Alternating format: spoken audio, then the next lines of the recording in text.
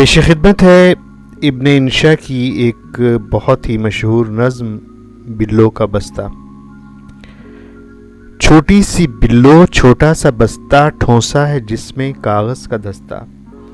लकड़ी का घोड़ा, रुई का भालू, चूरन की शीशी, आलू कचालू।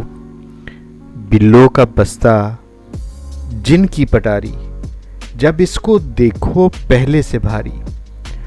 लट्टू भी इसमें, रस्सी भी इसमें, डंडा भी इसमें, गिल्ली भी इसमें।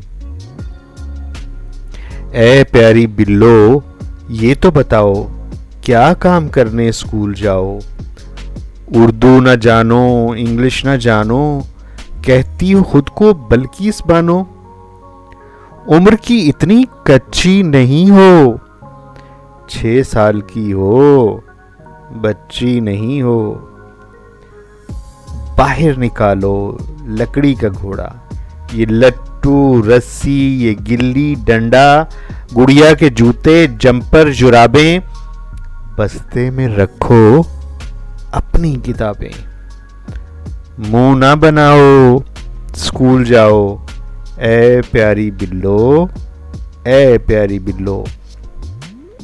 छोटी सी बिल्लो छोटा सा बस्ता, ठोंसा है जिसमें कागज़ का दस्ता।